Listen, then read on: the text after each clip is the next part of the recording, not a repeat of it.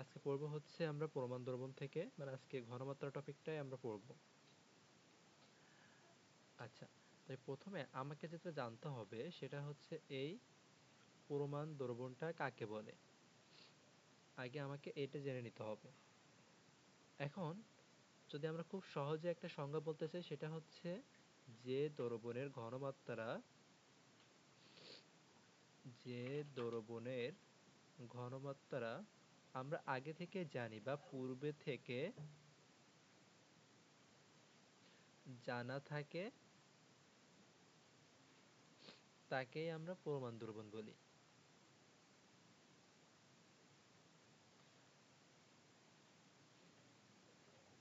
এখন এক্সাম্পল কি প্রমাণ দ্রবণের? যেমন আমরা যদি বলি মোলার দ্রবণ, যদি আমরা বলি মোলার দ্রবণ, মোলার দ্রবণ মানে কি? তার ঘনমাত্রা হচ্ছে 1 মোলার। মোলার দ্রবণ মানে তার ঘনমাত্রা হচ্ছে 1 মোলার। আচ্ছা, আর কি হতে পারে? আর হতে পারে আমাদের সেমি মোলার। সেমি মানে কি? অর্ধেক। তাহলে কার অর্ধেক? মোলার দ্রবণের অর্ধেক। তা মোলার দ্রবণের ঘনমাত্রা যদি 1 মোলার হয়, তার অর্ধেক করে দিতে হবে। তার অর্ধেক করলে কত আসে? 0.5 অথবা m/2 মোলার।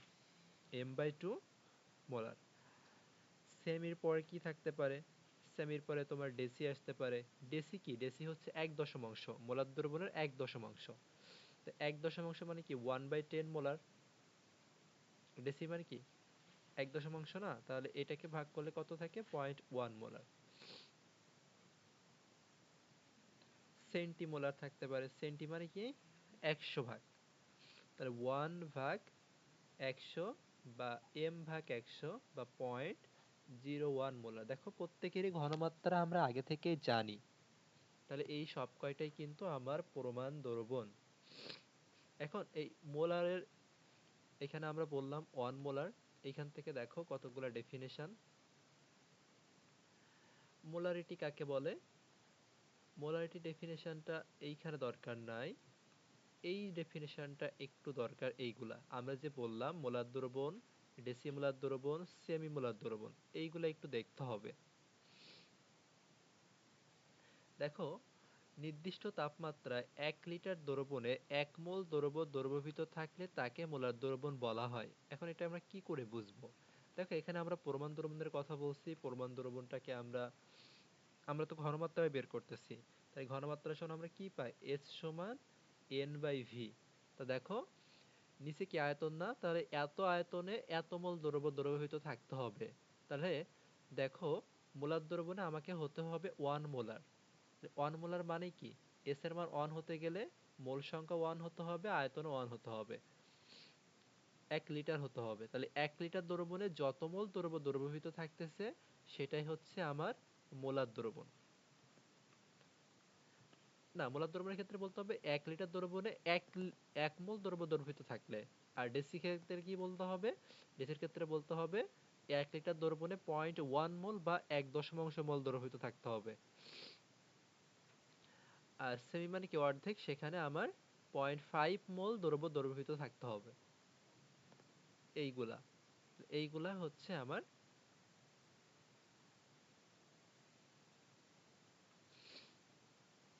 ঘনমাত্রাকে 5টা এককে ব্যবহৃত হতো: মোলার দ্রবণ, মোলাল দ্রবণ, নরমাল দ্রবণ, শতকরা পরিমাণ, মোল ভগ্নাংশ। বর্তমানে মোলাল দ্রবণটা বর্তমানে মোলাল দ্রবণ প্রতি কেজি দ্রাবকে যেটা, এইটা এবং নরমাল দ্রবণটা ঘনমাত্রার একক রূপে ম্যাক্সিমাম ক্ষেত্রে ব্যবহার করা হয় না, কিন্তু এগুলা থেকে ম্যাথমেটিক্যাল টার্ম আসবে, সেজন্য আমাদেরকে এগুলা শিখতে হবে। এখন আসো আমরা একটু ঘনমাত্রা নিয়েই কথা বলবো, যেহেতু ঘনমাত্রার টপিকই পড়তেছি আমরা। 3 প্রকারের ঘনমাত্রা, 4 প্রকারের ঘনমাত্রায় আমরা পড়বো।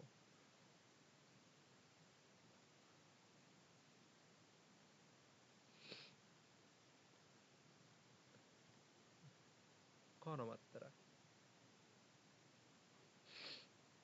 আচ্ছা, এখন এই ঘনমাত্রাকে আমরা 3টা ভাগে ভাগ করি। ঘনমাত্রাটাকে আমরা ধরো 3টে ভাগে ভাগ করে নিব।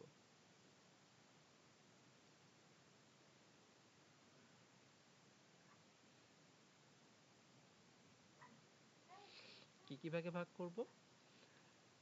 একটা হচ্ছে মোলারিটি,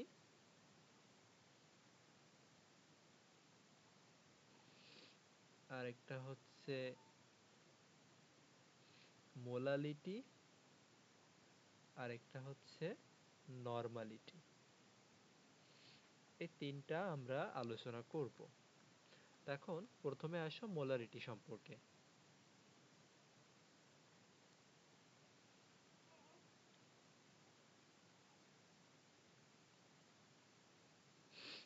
আচ্ছা, প্রথমে দেখো মোলারিটির কি জানবা, এখান থেকে সংজ্ঞাটা জানতে হবে। কাকে বলবো? একদম সিম্পল, 1 লিটার দ্রবণে যত মোল দ্রব্য থাকে, যত মোল দ্রব্য থাকে। দেখো, যখন এই যত মোলের পরিবর্তে তুমি 1 মোল দিয়ে দিবা, সেইটাই হয়ে যাবে কিন্তু তখন মোলার দ্রবণ, মানে 1 মোলার দ্রবণ। যদি তুমি 2 মোল দাও, 2 মোলার দ্রবণ, 3 মোল দিলে 3 মোলার দ্রবণ, যা দিবা তার উপর ডিপেন্ড করতেছে। আচ্ছা, তাহলে 1 লিটার দ্রবণে যত মোল দ্রব্য দ্রবীভূত থাকবে। মোলালিটি, মোলালিটিটা কিন্তু তোমার আয়তনের উপর নির্ভরশীল না। এটা কি হবে? এটার সংজ্ঞাটা হবে এরকম: 1 কেজি দ্রাবকে যত মোল দ্রব্য দ্রবীভূত থাকে, 1 কেজি দ্রাবকে যত মোল দ্রব্য দ্রবীভূত থাকে। আর নরমালিটির সংজ্ঞা কিভাবে দিবা? নরমালিটির সংজ্ঞা দিতে হবে 1 লিটার দ্রবণে, 1 লিটার দ্রবণে যত তুল্যভর থাকে, 1 লিটার দ্রবণে যত তুল্যভর থাকে। তাহলে পার্থক্য দেখছো? মোলারিটি এবং নরমালিটি এই দুইটা আমাদের আয়তনের উপরে নির্ভরশীল, কিন্তু এই যেটা আছে মোলালিটি, এখানে দেখতে পাচ্ছি ভরের উপর নির্ভরশীল, 1 কেজি দ্রাবক। আচ্ছা, কোনটাকে কি দ্বারা প্রকাশ করা হয় আমরা একটু প্রকাশ করি। মোলারিটিকে আমরা প্রকাশ করব এস দ্বারা, বা সি দ্বারাও প্রকাশ করা যায়, অথবা এম দ্বারাও প্রকাশ করা যায়। তো আণবিক ভরের সাথে গোলাই যাবে বলে আমরা এম ইউজ না করে এস ইউজ করব। মোলালিটিকে ছোট হাতের এম দ্বারা প্রকাশ করা হয়, আর নরমালিটিকে বড় হাতের এন দ্বারা প্রকাশ করা হয়। এখন দেখো, তাহলে আমরা দুইটা জিনিস আমি এখানে মনে রাখবো। দেখো যে এই মোলারিটি, মোলারিটি আয়তনের উপর নির্ভরশীল, মোলারিটিটা আয়তনের উপর নির্ভরশীল হচ্ছে, এবং নরমালিটিটাও দেখো আয়তনের উপর নির্ভরশীল, মানে আয়তনের সাপেক্ষে। এখানে যদি আমরা একটু লিখি এগুলা, তাহলে একটু বুঝতে সুবিধা হবে। এইখানে যেটা হচ্ছে আয়তনের সাপেক্ষে, আয়তনের সাপেক্ষে। দেখো, আমরা একটা সূত্র আগেই জানি, মোল সংখ্যা যেদিন আমরা পড়ছিলাম সেই দিনে দেখছিলাম যে ঘনমাত্রার সূত্র 1000 into W divided by M into V. এখন দেখো তো, তুমি যখন টেম্পারেচার বাড়াবা, যখন তুমি টেম্পারেচার বাড়াবা কি হয়? পাত্রের আয়তন কিন্তু বাড়ে। টেম্পারেচার বাড়লে আয়তন বাড়বে, স্বাভাবিক বিষয় এটা। টেম্পারেচার বাড়লে আয়তনটা বাড়বে। তো দেখো, এই ঘনমাত্রার সাথে আয়তনের সম্পর্কটা কি? ব্যস্তানুপাতিক। আয়তন যদি বাড়ে, ঘনমাত্রা আমার কমবে। এখন যেখানে যেখানে আমার আয়তন থাকবে সেইখানেই ঘনমাত্রার পরিবর্তন হবে। এইখান থেকে এই জিনিসটা বুঝলাম। তো আমি যদি প্রথমটাতে আসি, মোলারিটি এখানে আয়তনের সাপেক্ষে। কার আয়তন? এটা কিন্তু দ্রবণের আয়তন। এটা একটু লিখি এখানে, দ্রবণের আয়তনের সাপেক্ষে এটা হচ্ছে। তার মানে এখানে কি হবে? এখানে যদি তুমি টেম্পারেচার বাড়াও, টেম্পারেচার যদি তুমি এখানে ইনক্রিজ করো, কি ঘটবে? ভলিউমটা বাড়বে। ভলিউমটা যদি বাড়ে, কনসেন্ট্রেশনটা কি হবে? ঘনমাত্রাটা আমার কমবে, ঘনমাত্রাটা এখানে কমবে। এইখানে আবার কিন্তু এম দ্বারা এখানে এম দিয়েও লিখতে পারো, সমস্যা নাই। এবার আসো তো, দেখো তুমি যতই যাই করো না কেন, টেম্পারেচার বাড়াও আর যাই করো, এখানে ধরো তুমি টেম্পারেচার বাড়াইছো, টেম্পারেচার বাড়ালে ভরের কি কখনো চেঞ্জ হয়? ভরের কিন্তু কিছুই হয় না, নো চেঞ্জ, ভরের কোনো পরিবর্তন হয় না। তার মানে এই মোলালিটি কিন্তু তাপমাত্রার উপর নির্ভরশীল না, মোলালিটি তাপমাত্রার উপর নির্ভরশীল হবে না। আচ্ছা, একই প্রসেসে দেখো এই যে নরমালিটি, আচ্ছা এখানে একটা জিনিস একটু অ্যাড করে দিই, এইটা কার সাপেক্ষে ছিল? দেরাবোকের ভরের সাপেক্ষে, এই জিনিসটা ছিল দেরাবোকের ভরের সাপেক্ষে। এই জন্যই কিন্তু তাপমাত্রা চেঞ্জ করলে জায়গাটাতে ওই এই মোলালিটি যে ঘনমাত্রা এইটা চেঞ্জ হয় নাই, তার মানে এটা তাপমাত্রার উপর নির্ভরশীল না। এমসিকিউ এর কোশ্চেন এটা, তাপমাত্রার উপর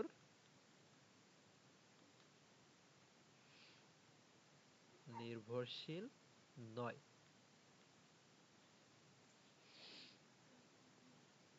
আচ্ছা, এখন এই যে নরমালিটি, এটাও কার উপর নির্ভরশীল? দেখো আয়তন ছিল এখানে, এই জিনিসটাও আয়তনের উপর নির্ভরশীল।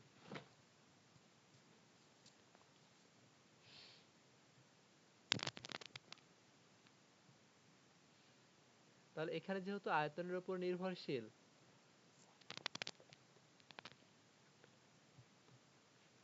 এটা যেহেতু আয়তনের উপর নির্ভরশীল, তার মানে এখানে কি ঘটবে? আয়তনের উপর নির্ভরশীল মানে তুমি যদি এখানে টেম্পারেচার বাড়াও, ভলিউমের কেস চেঞ্জ হবে, নরমালিটির কেস চেঞ্জ হবে। একই কথা, এখানে তুমি টেম্পারেচার বাড়াইছো, ভলিউম বাড়ছে, ভলিউম বাড়লে এখানে নরমালিটি কিন্তু কমবে, ভলিউম বাড়লে এখানে নরমালিটি কমবে। তার মানে এই নরমালিটিও তাপমাত্রার উপর নির্ভরশীল, মোলারিটিও কিন্তু তাপমাত্রার উপর নির্ভরশীল। এখন এই যে টেম্পারেচার বাড়লে ভি বাড়তেছে, আয়তন বাড়তেছে, এটা কিসের সূত্র থেকে আসছে? ওই যে ভি সমানুপাতিক টি সূত্র ছিল না, ওইখান থেকে কিন্তু আমরা এটা বলতে পারি, ভি সমানুপাতিক টি বা টি সমানুপাতিক ভি যেটাই বলো। তাহলে এখান থেকে কোশ্চেন দুইটা মনে রাখতে হবে, খুব ইম্পর্টেন্ট কোশ্চেন। আশা করি এখন ব্যাখ্যা লিখতে পারবা যে কোনটা তাপমাত্রার উপর নির্ভরশীল নয় ব্যাখ্যা করো, আর কোনটি তাপমাত্রার উপর নির্ভরশীল, বা এরকম আসবে। মোলারিটি ও নরমালিটি, মোলারিটি ও নরমালিটি এর মধ্য কোনটি তাপমাত্রার উপর নির্ভরশীল?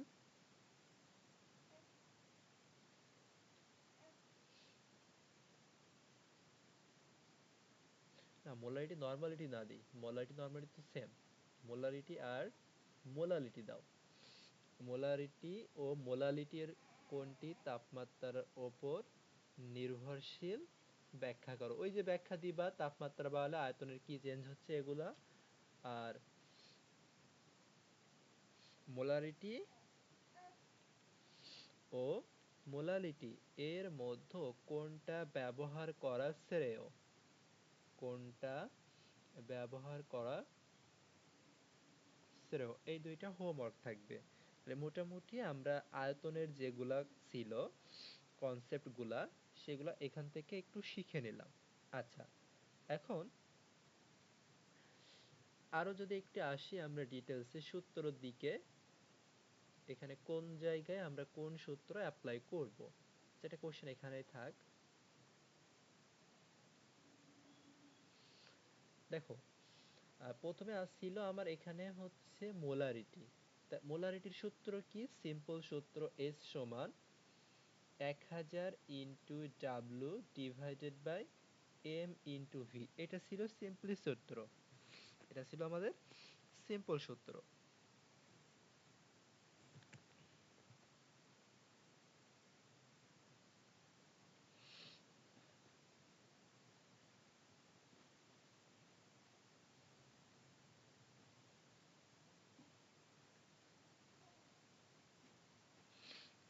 আর নরমালিটিটা কি ছিল? নরমালিটিটা ছিল হচ্ছে আমরা নরমালিটির সাথে এইখানে মোলালিটির আলাদা করে আমরা কোনো সূত্র পড়বো না, আলাদা করে কোনো সূত্র পড়বো না। নরমালিটির একটা সূত্র আমরা পড়তে পারি। দেখো নরমালিটির সংজ্ঞাতে ছিল তুল্য ভর, নরমালিটির সংজ্ঞাতে ছিল কিন্তু তুল্য ভর ছিল। তাহলে আমাকে তুল্য ভর বসাতে হবে নরমালিটির সূত্রে। এখন তুল্য ভরটা কোথায় বসাবো, এইটাই হচ্ছে আমার কোশ্চেন। তুল্য ভরটা কোথায় বসাবো? দেখো 1000 ইন্টু ডাব্লু যেটা ছিল, এই ডাব্লুটা কিন্তু দৈর্ঘ্য যেটা দেওয়া থাকবে তার ভর। তুল্য ভরটা কার হয়? আণবিক ভরকে তুল্য সংখ্যা দিয়ে ভাগ করলেই তুল্য ভর হয় না? তাহলে কি করতে হবে? আণবিক ভরকে তুল্য সংখ্যা দিয়ে ভাগ করতে হবে। দেখো এই জায়গাটাতে শুধু আমরা দিছিলাম আণবিক ভর, যখন নরমালিটি দিব ওইখানে আণবিক ভরকে শুধুমাত্র তুল্য সংখ্যা দিয়ে ভাগ করে দিব, আর যা আছে তাই। এটাই হচ্ছে নরমালিটির সূত্র, এটাই হচ্ছে নরমালিটির সূত্র। আচ্ছা এখন এই জায়গাতে আরেকটা জিনিস আমরা একটু দেখতে পাই। দেখো এই n সমান এই যেটা ছিল, আমি ওইটাকে আরেকবার একটু এখানে লিখি।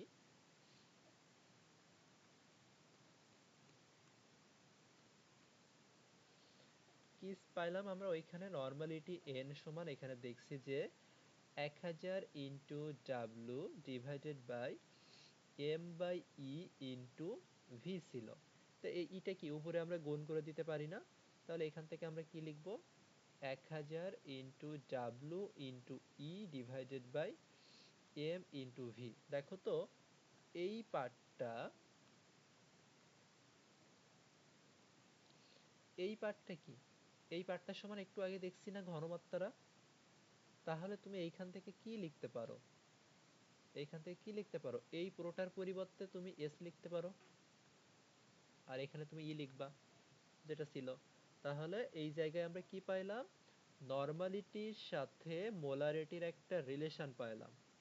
নরমালিটি থাকলে কিভাবে মোলারিটি বের করব, বা মোলারিটি থাকলে কিভাবে নরমালিটি বের করব, খুব খুব হেল্প করবে এই সূত্রটা। বই কিন্তু সূত্রটা নাই, আমরা বের করলাম। কিভাবে কাজে লাগবে আমরা দেখব এখন। আচ্ছা তাহলে এই কনসেপ্টটা কি গেল? এটা হচ্ছে আমরা যদি এখানে বলি মোলারিটি থেকে কিভাবে আমরা নরমালিটি করব সেটা। Molarity to normality.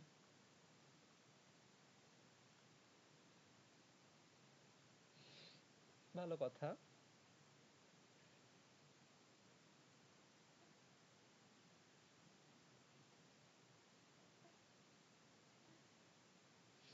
আচ্ছা তাহলে এইখান থেকে কি কি কোশ্চেন জানা লাগবে? দেখো সিম্পল ধরো আমি তোমাকে বললাম যে 2 মোলার সালফিউরিক অ্যাসিড সমান কত নরমাল দ্রবণ? এই কোশ্চেন আসবে। 2 মোলার সালফিউরিক অ্যাসিড সমান কত নরমাল দ্রবণ? তাহলে কি সূত্র? সূত্র একটাই, n সমান এসি। দেখো এই যে জিনিসটা দেওয়া আছে 2 মোলার, এইটাই কি? এইটাই সেই ঘনমাত্রা না? তা তুমি যদি নরমালিটি বের করতে চাও কি করবা? এই যে ঘনমাত্রা ছিল তার সাথে ওই যে জিনিসটা দেওয়া থাকবে তার তুল্য সংখ্যাটা গুণ করতে হবে। তো এখানে যেটা আছে সালফিউরিক অ্যাসিড, এর তুল্য সংখ্যা কত? এর তুল্য সংখ্যা হচ্ছে 2। সালফিউরিক অ্যাসিডের তুল্য সংখ্যা হচ্ছে 2। তাহলে 4 মোলার দ্রবণ মানে হচ্ছে 4 মোলার সালফিউরিক অ্যাসিড মানে কত? 4 normal sulphuric acid, 4 normal sulphuric acid. উল্টা করে যদি তুমি এখানে বলো যে 2 normal sulphuric acid, 2 normal sulphuric acid সমান কত মোলার, এরকমও বলতে পারে। তাহলে এই ক্ষেত্রেও কোন সূত্র? একই সূত্র। মোলারিটি নরমালিটি রিলেশন বলছে, তাহলে এস ই বের করতে হবে। এখানে এস, এস সমান N divided by E. Normality দেওয়া আছে এখানে 2, আছে সালফিউরিক অ্যাসিড, সালফিউরিক অ্যাসিডের তুল্য সংখ্যা কত? সালফিউরিক অ্যাসিডের তুল্য সংখ্যা হচ্ছে 2। তাহলে 2 দিয়ে ভাগ করলে এখানে দেখো আসতেছে 1 মোলার। আচ্ছা এগুলো ছোট ছোট এমসিকিউ এবং অ্যাডমিশন টেস্টের জন্য। এগুলা রিটেনের জন্য না, তারপর তো দেখে রাখতে হবে। তারপরে তোমার এখান থেকে কোশ্চেন এরকম দিবে, 490 গ্রাম সালফিউরিক অ্যাসিড দ্রবীভূত করা হলে 490 গ্রাম সালফিউরিক অ্যাসিড দ্রবীভূত করা হলে নরমালিটি কত? নরমালিটি কত? আচ্ছা, এখানে কি দেখো, এখানে দেওয়া আছে একটা ভর, বলছে এত ভর সালফিউরিক অ্যাসিডে দ্রবীভূত করলে সেইখানে নরমালিটিটা কত হবে, এইটা আমাকে বের করতে হবে। তো দেখো, আমরা একটা জিনিস জানি যে 49 গ্রাম সালফিউরিক অ্যাসিড এইটা সমান 1 তুল্য ভর। 49 গ্রাম, কেন আমি তুল্য ভর নিয়ে আসতেছি? কারণ নরমালিটিতে আমরা তুল্য ভর কনসেপ্টটাই পাইছিলাম। নরমালিটি কি ছিল? 1 লিটার দ্রবণে যত তুল্যভর দ্রবীভূত থাকবে সেটা।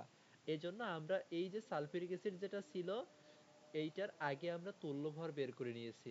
তাহলে আমরা জানি 49 গ্রাম সালফিউরিক অ্যাসিড মানে এত তুল্যভর। তাহলে এখান থেকে তুমি 490 গ্রাম সালফিউরিক অ্যাসিড মানে কত তুল্যভর পাবা? প্রথমে কি করতে হবে? এক মানে হচ্ছে 1/49, 490 মানে হবে হচ্ছে 490 ভাগ 49 মানে 10 তুল্যভর। 10 তুল্যভর। তাহলে অ্যান্সার কত হবে বলো? অ্যান্সার হবে 10 নরমাল। যত তুল্যভর দ্রবীভূত থাকবে, সংজ্ঞা কি ছিল? যত তুল্যভর দ্রবীভূত থাকবে তত নরমাল হবে। তাই এখানে দেখো 10 তুল্যভর দ্রবীভূত আছে, তাহলে উত্তর হবে 10 নরমাল। আচ্ছা, এবার আস্তে আস্তে আমরা একটু ডিপ লেভেলের কনসেপ্টের দিকে আগাবো। এখন প্রথম কোশ্চেন, এখানে আরেকটা কোশ্চেন যদি আমরা দেখি এই টপিকের মোলারিটিতে ও নরমালিটির দিকে।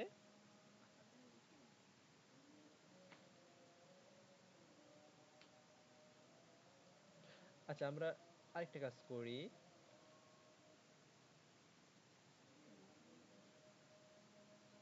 আচ্ছা, কোশ্চেনটা করে নিই, তারপর ওটা করব।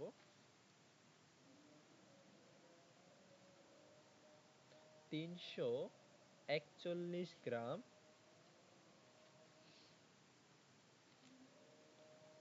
341 গ্রাম পানিতে 4 গ্রাম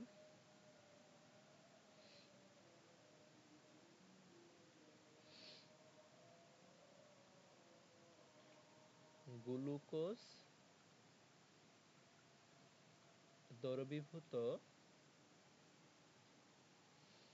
করা হলে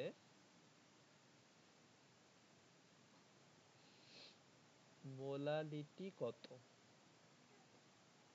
কি আছে, কি চাইছে?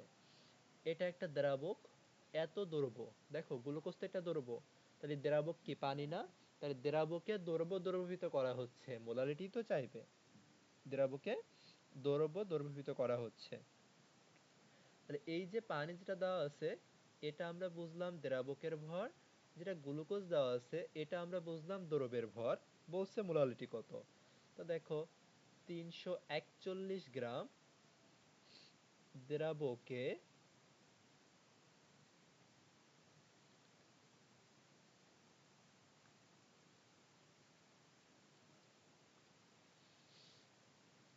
341 গ্রাম দ্রাবকে দ্রব্য আছে কতটুকু?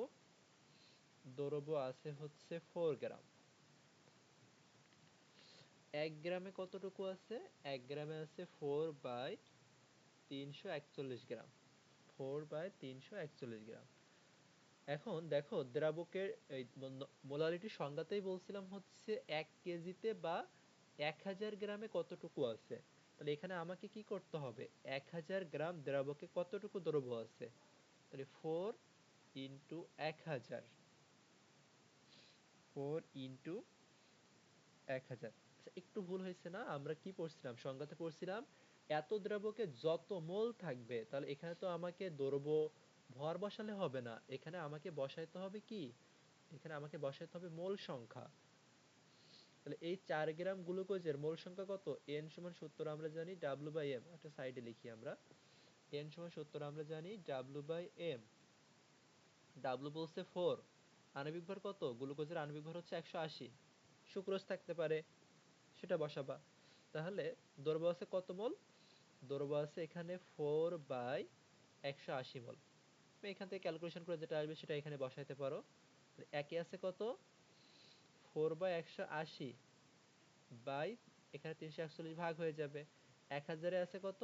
1000টা উপরে গুণ হয়ে যাবে, ডিভাইডেড বাই 180 ইন্টু 341, এত মোলার। এটা ক্যালকুলেশন করে বের করবা। এখন এই জায়গাতে আমরা কিন্তু সূত্র অ্যাপ্লাই করতে পারি চাইলে। দেখো, তুমি যদি সরাসরি সূত্র করতে চাও কোনো অসুবিধা নাই। মোলারিটি সূত্র কি আসবে? আবার এই এম যেন আবার ভর মনে করো না, আমি একটু লিখে দিই। মোলালিটি, তাহলে মোলারিটি সূত্রে কি আসবে? 1000 ইন্টু ডাব্লু দ্রব্যের ভর divided by molecular weight into ভর হবে কার? দ্রাবকের। দুইটা ভর হবে, একটা হবে দ্রাবকের ভর আর উপরে হবে দ্রব্যের ভর। দেখো এই জায়গাটাতে যখন আমরা মোলারিটি বা মোলারিটি পড়ছিলাম বা নরমালিটি পড়ছিলাম, সেখানে আমার কিন্তু আয়তন ছিল, তাহলে এখানে আয়তনটা কিন্তু হবে না। তুমি এবার ডিরেক্টলি যদি এইখানে সূত্র অ্যাপ্লাই করো, অত কিছু না করে, কোনো সমস্যা নাই। 1000 ইন্টু দ্রব্যের ভর 4 গ্রাম গ্লুকোজ ছিল, 4। আণবিক ভর কত? দ্রব্য, এটা কার? এটা কিন্তু নিতে হবে দ্রব্যের, এটাও লিখে দিই এখানে, এটা হবে দ্রব্যের আণবিক ভর। আর দ্রব্যের আণবিক ভর কত? দ্রব্য বলতে গ্লুকোজ, গ্লুকোজের আণবিক ভর হচ্ছে 180 আর দ্রাবকের ভর হচ্ছে 341 দেওয়া আছে। একবারেই কিন্তু হয়ে গেছে। তাহলে এই সূত্রটা তুমি চাইলে ওই মোলারিটির ওইখানে অ্যাড করতে পারো। তাহলে আমরা মোলারিটির সূত্রটাতে আমরা এখানে একটু লিখে দিই এটা,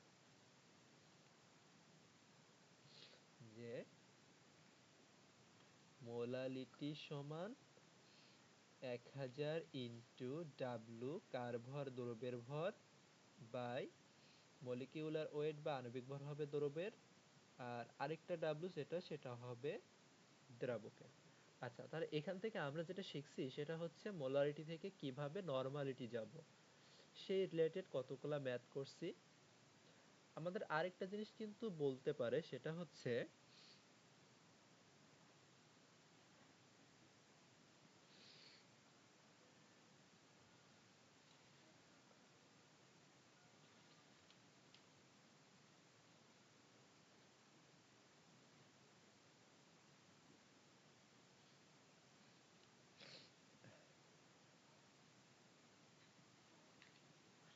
সেটা হচ্ছে মোলারিটি থেকে বলতে পারে মোলালিটি, মোলারিটি থেকে মোলালিটি, এটা বলতে পারো একটু অ্যাডভান্স লেভেলের জন্য এটা লাগবে। যদি মনে করো স্কিপ করবা, কোনো সমস্যা নাই, স্কিপ করতে পারো, যদি চাও এটা স্কিপ করতে পারো। আচ্ছা, তাহলে এখানে সূত্রটা হচ্ছে এস এম। আমি দেখো সবগুলাকে এখানে তুমি যদি এম লিখো কোনো সমস্যা নাই। আমরা একটা কাজ করি এইখানটাতে, একটু আইডেন্টিফাই করে রাখার জন্য একটু লিখি যে S M, S M R S. S M মানে হচ্ছে মোলালিটি, এস এম মানে হচ্ছে মোলারিটি, এস এন মানে আমরা বললাম নরমালিটি, আর শুধু এস মানে হচ্ছে মোলারিটি, মোলারিটি, এইগুলা বললাম। তো যখন তোমাকে বলা হবে মোলারিটি থেকে মোলালিটি যাও, তুমি শুধু সূত্রটা একটু মনে রাখো। মোলালিটি যদি বের করতে বলে এস এম, এইখানে কি হবে? উপরে দিতে হবে মোলারিটি ডিভাইডেড বাই ঘনমাত্রা, ঘনমাত্রা বলতেছি ঘনত্ব মাইনাস মলিকিউলার ওয়েট ইনটু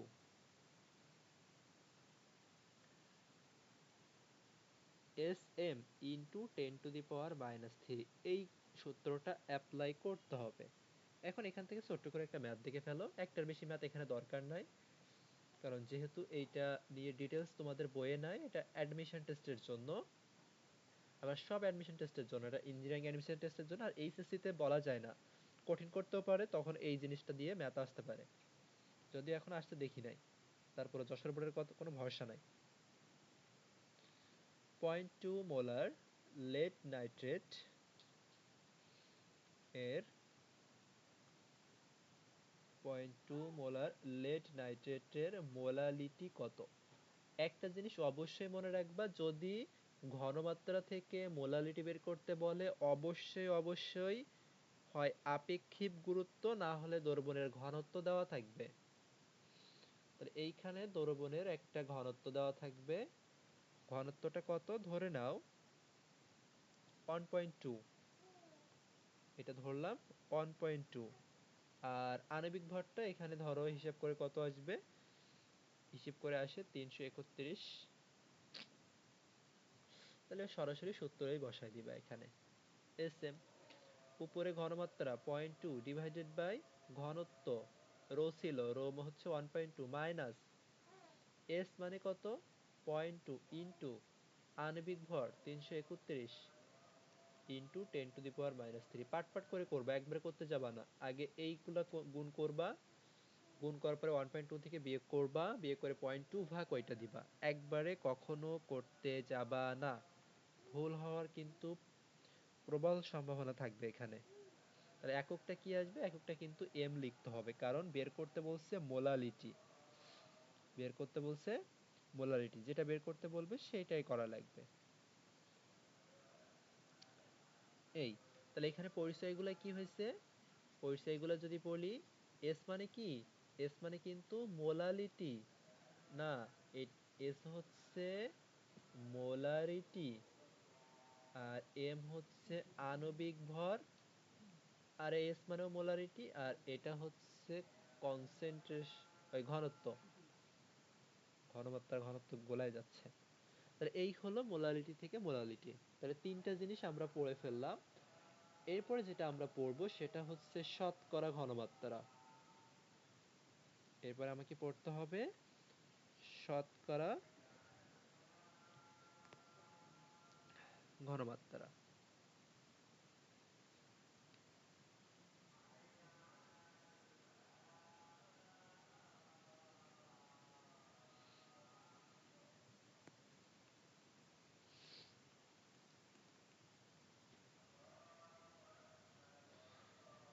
আচ্ছা, শতকরা পার্সেন্টেজ বের করতে হবে, মানে পার্সেন্টেজ থেকে মোলারিটি, সহজ কথা হচ্ছে এটা।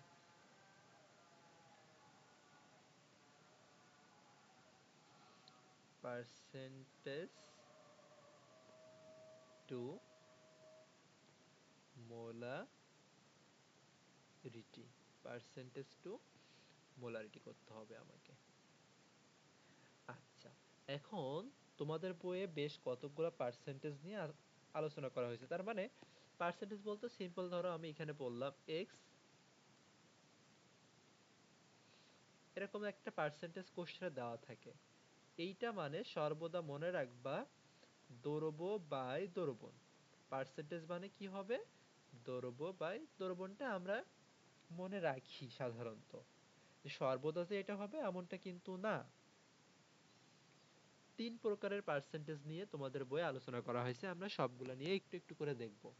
প্রথমে দেখো, আমরা যদি এখানে x% উল্লেখ থাকবে কোশ্চেনে, এগুলা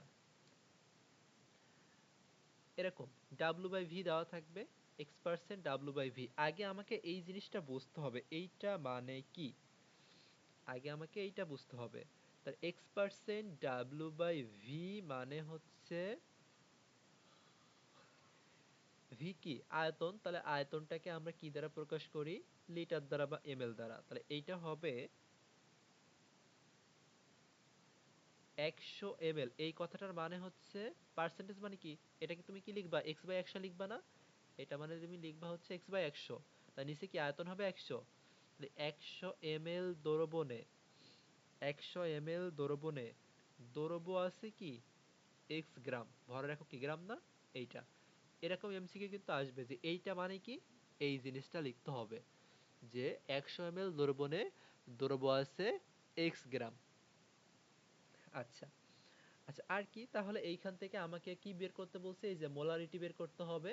তা আমি যদি মোলারিটি এখান থেকে বের করি তাহলে কি আসবে, মানে এস বের করতে হবে, তাহলে এস সমান এখানে কি আসবে, সূত্র সেটাই বের বসাও, 1000 ইনটু ডাব্লুর মান কত এখানে দৌড়বো যেটুকু এক্স ডিভাইডেড বাই কি ছিল 1000 into W by M into V. V এর মান কত? ভি এর মান এখানে 100। ভি এর মান এখানে 100। আমি কিন্তু মেইন সূত্রটা অ্যাপ্লাই করছি যে এস এর যে সূত্র ছিল 1000 into W by M into V, সেই জায়গায় আমরা এইখানটা বসাইছি। আচ্ছা এখানে দেখো তুমি যদি এই দুই শূন্য এখান থেকে কাটো, তাহলে তুমি একটা সূত্র পাও। সূত্রটা কি?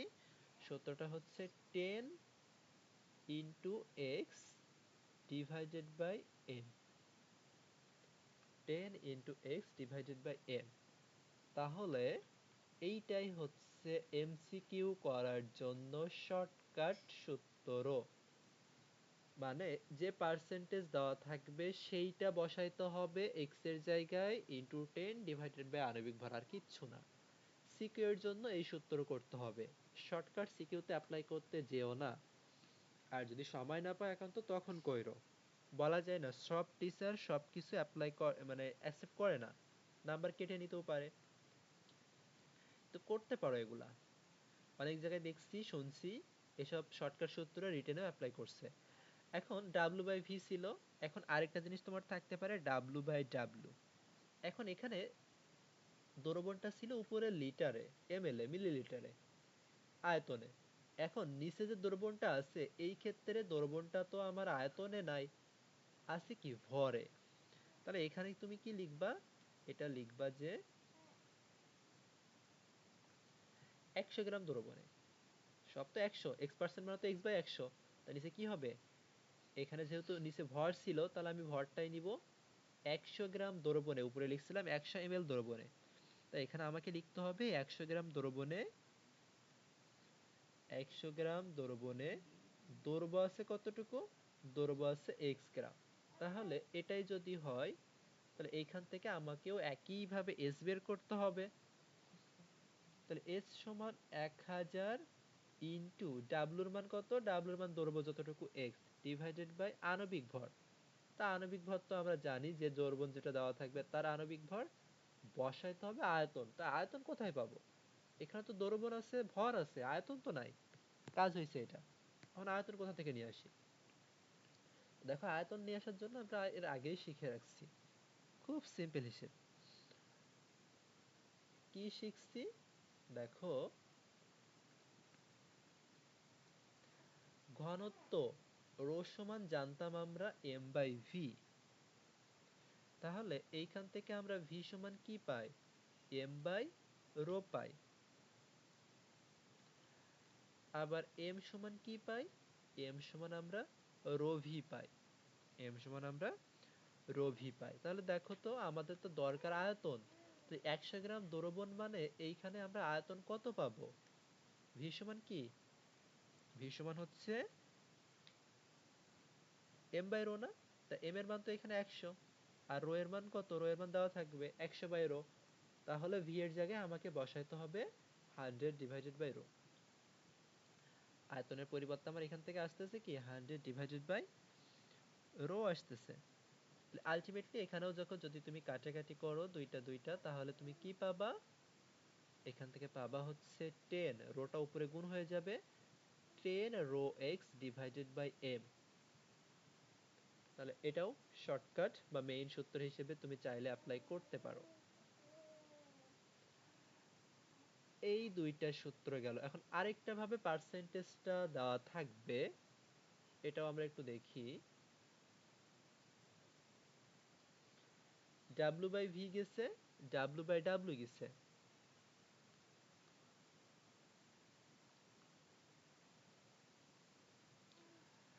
আরেকটা থাকবে X percent V by V. তার মানে এবার দুইটাই আয়তন বলছে এখানে। এবার কি হয়েছে? দুইটাই আয়তন হয়েছে। আচ্ছা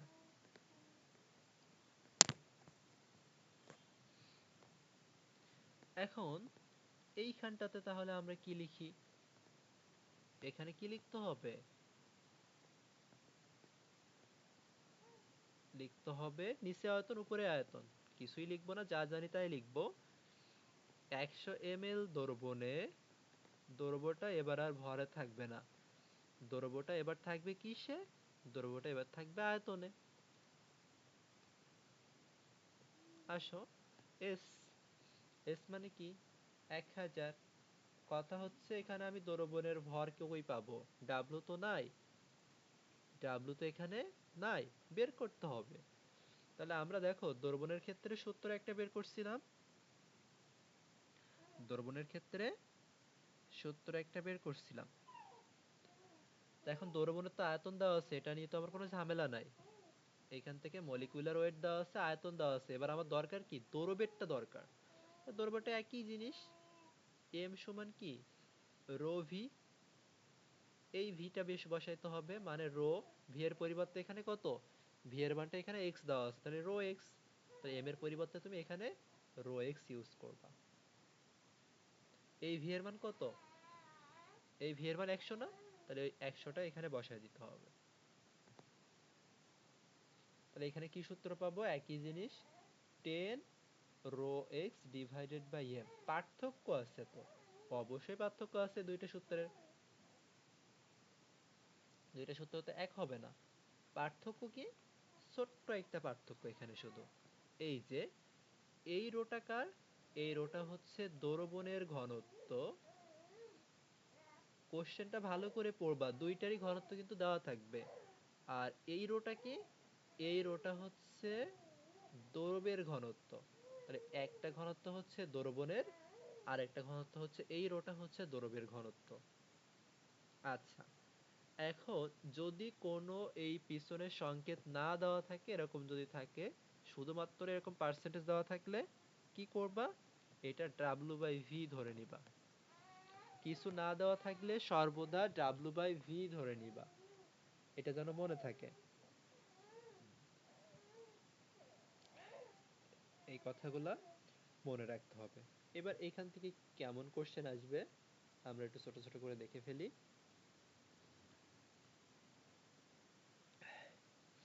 ধরা বললাম প্রথমে 2.5% ডাব্লু বাই ভি সোডিয়াম হাইড্রোক্সাইডের মোলারিটি ও পিএইচ কত, মোলারিটি কত এবং পিএইচ কত, এরকম জিনিস বলবে। তা দেখো আমরা দুইটা প্রসেসে করব, একটা ওই যে শর্টের মতো যে সূত্রটা পড়ছিলাম, আর একটা সিকিউতে কেমন ভাবে করব সেটা। তা শর্টের জন্য যেটা ছিল, শর্টকাট কিন্তু বলা যায় না, আমরা কিন্তু মূল সূত্রই করছি।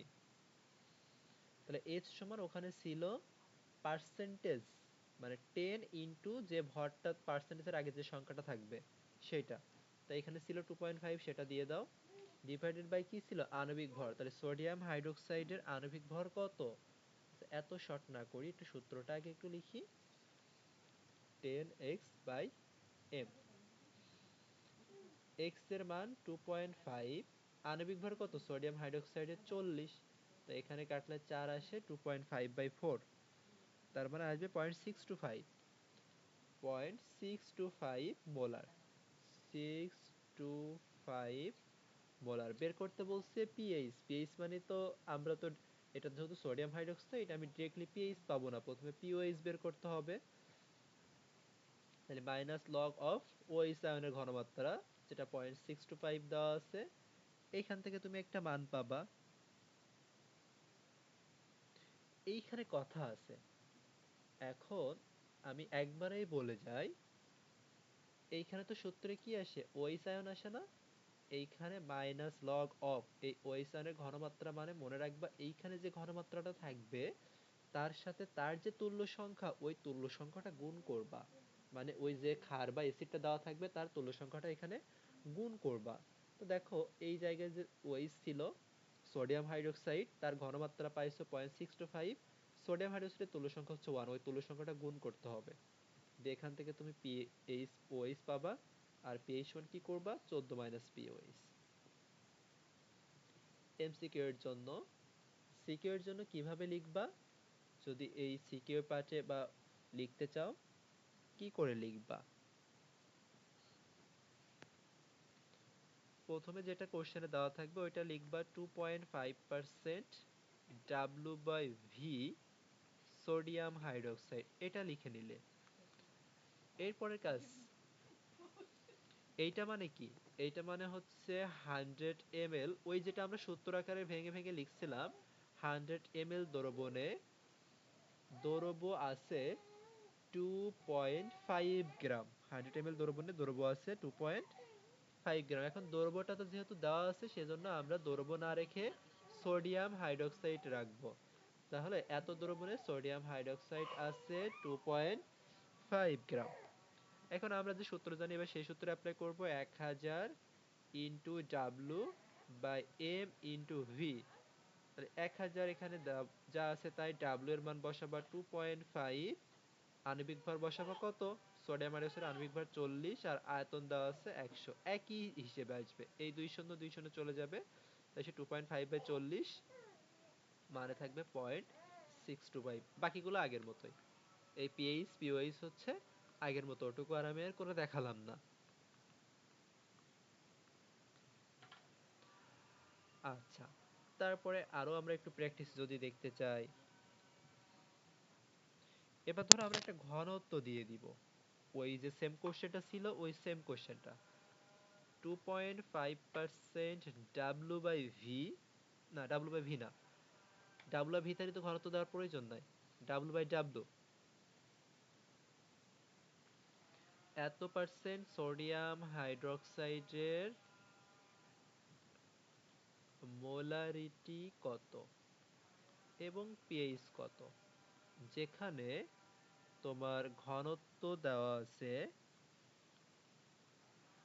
কার ঘনত্ব এটা উল্লেখ করা থাকতে হবে, অবশ্যই অবশ্যই উল্লেখ করা থাকতে হবে। এখান থেকে বললাম দ্রবণের ঘনত্ব 1.2, তাহলে এখানেও তোমার সে একই কাজ করতে হবে। আমরা দুইটাই দেখি। প্রথমে তুমি শর্টকে আসো, যে শর্টকাটের মতো করে যে সূত্রটা আমরা শিখছিলাম, দ্রবণের ঘনত্ব দেওয়া থাকলে কি শিখছিলাম, 10 rho X divided by M, ঘনত্ব দেওয়া আছে 1.2, এক্স মানে পার্সেন্টেজে যেটা দেওয়া থাকবে ডিভাইডেড বাই আণবিক ভর, এটা আসতেছে 0.75 মোলার। পিএইচ ওইটুকু বের করে নিবা। প্রথমে এখান থেকে যেহেতু সোডিয়াম হাইড্রোক্সাইড, তুমি প্রথমে এখানে পিওএইচ পাবা, তারপর এখানে পিএইচ বের করবা।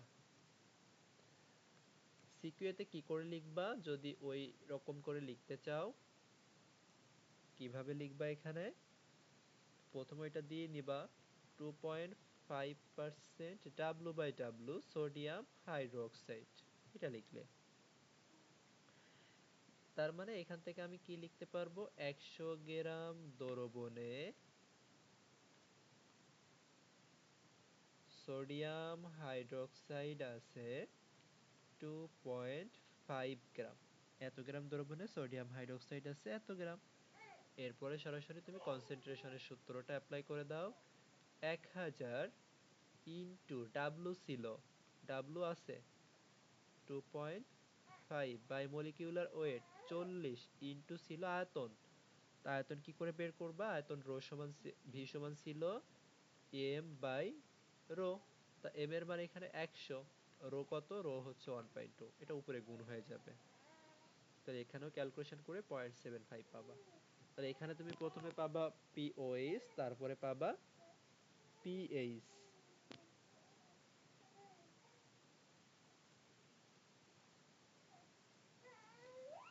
আরেকটা ম্যাথ আমরা এখান থেকে একটু দেখে ফেলি,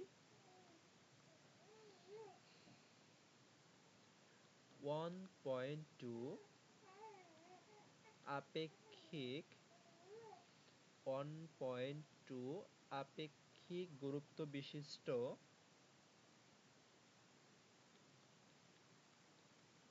সালফিউরিক অ্যাসিড দ্রবণের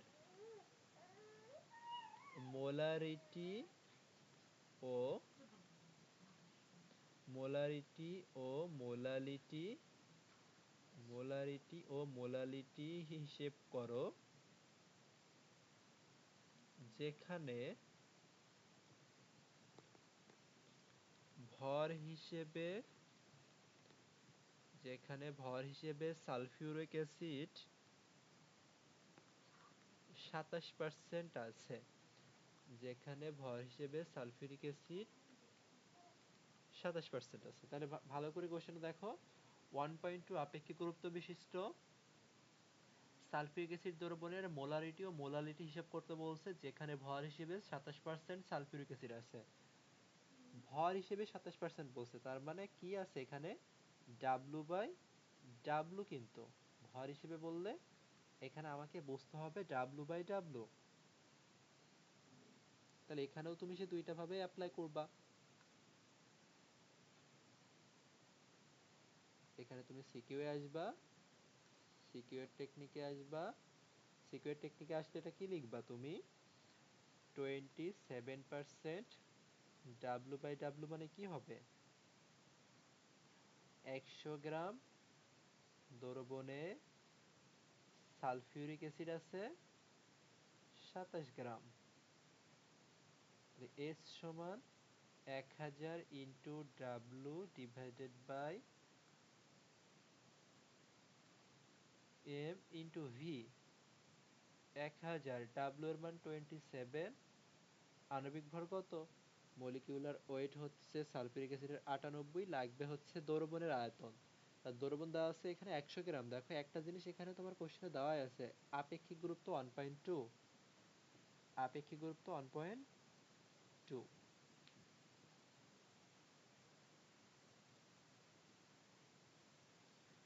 ঘনত্ব মানে হচ্ছে ঘনত্ব আর আপেক্ষিক গুরুত্ব সেম ধরে নাও, আপেক্ষিক গুরুত্বের সাথে গ্রাম পার এমএল গুণ করতে হবে, তার মানে এখান থেকে ঘনত্ব আসবে 1.2 গ্রাম পার এমএল। তাহলে আয়তন কি হবে এখানে, ভি সমান কি এম বাই রো, তা এম এর মান হচ্ছে 100 বাই রো কত, রো হচ্ছে 1.2। শর্টে আসো,